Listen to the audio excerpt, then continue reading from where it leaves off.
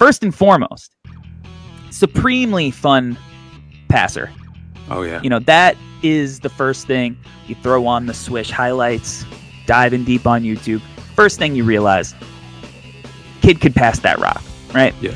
At 6'8", he brings a lot of the same passing creativity that LaMelo did. And we'll talk about some of the LaMelo parallels in a little bit, you know, mainly because he's playing in the NBL, the same professional league that LaMelo balled out in, had a lot of success in.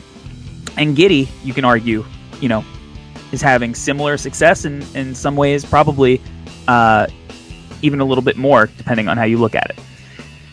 He makes those flashy improvisational reads, just making something out of nothing, but he also makes really heady, high IQ, pick apart the defense when they're out of position type reads.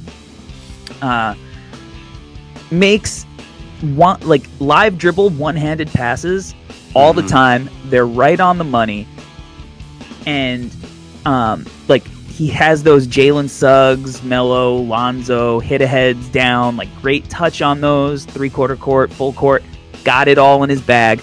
Just a really super high IQ, you know.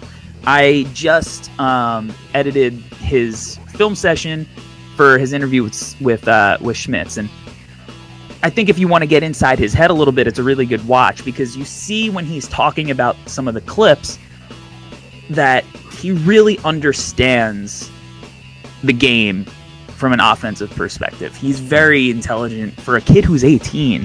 To see him break down the game and talk about, like, I made this pass because the weak side defender was so far in the paint, and the weak side wing defender was supposed to be splitting, but he wasn't splitting. He was a little out of position, so there was no way he was going to be able to close out. It was really high IQ stuff, so it was really impressive.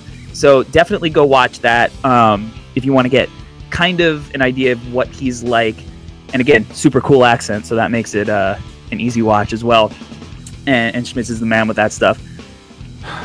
This is what I think. I think his floor is that I think he'll be a better Michael Carter-Williams. Okay. Michael Carter-Williams, a guy who was a good playmaker, good passer, really struggled to score.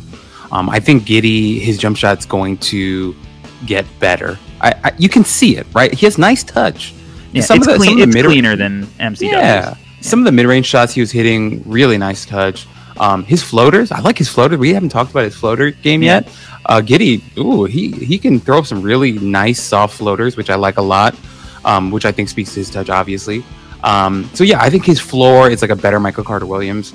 I can see him kind of, you put, well, actually, I won't mention the guys that you put in here, but yeah, like just kind of like a bigger wing, you know, and obviously the difference with him and LaMelo is that, like, you can tell that Giddey's a little shorter in terms of like his wingspan. He's not as lanky as LaMelo. LaMelo will have these drives where he's like cocking the ball back and then like whipping it forward and doing all kinds of things with his crazy long arms. Yeah, all that stuff.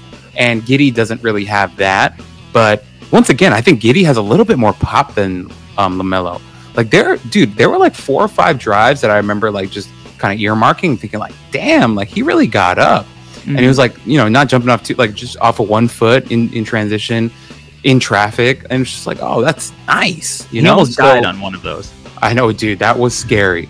But I liked how like he banged his face into the ground and he's like, I'm good. And he's like trying to like tell everyone he's good, but he probably wasn't good. No. So I can't think of like a ceiling for Giddey, but I do think his floor will be a better Michael Carter-Williams. And Michael Carter-Williams, former Rookie of the Year. Former Rookie of the Year.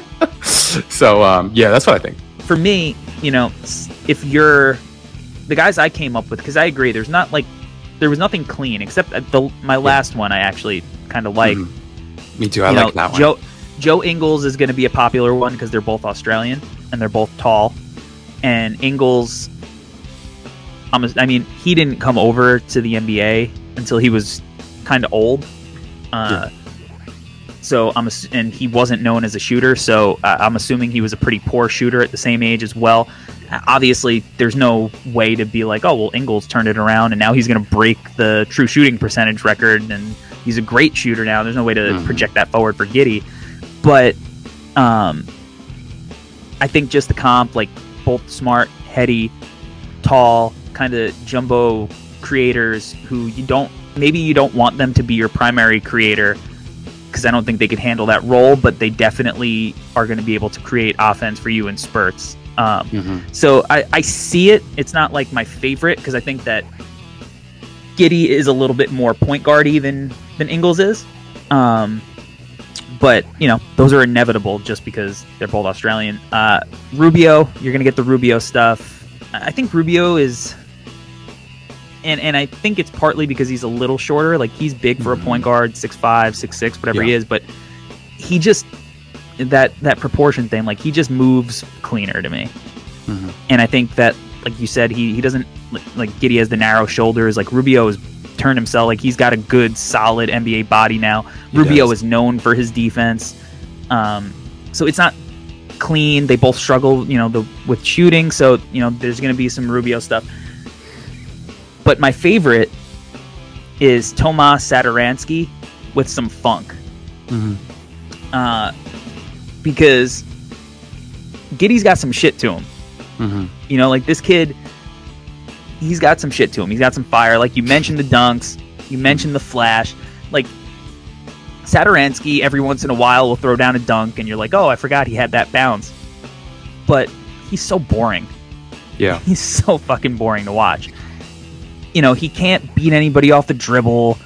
He hesitates to shoot even when he's wide open, which is why he shoots 40 whatever %, because he's only shooting the absolute cleanest looks he has. He makes good reads and smart passes, but it's nothing that's like dynamic, and he's not breaking down a defense. Giddey's gonna be able to break down a defense a little bit, and he's gonna take chances that Satoransky isn't gonna take.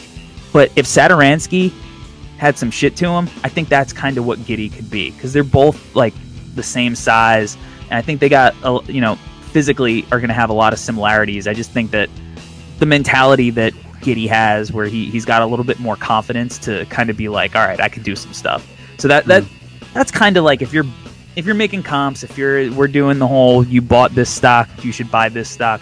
That's kind of my favorite of the ones I came up with. But I agree, he's a little unique in that there's not really somebody you can point to and be like, that's the guy.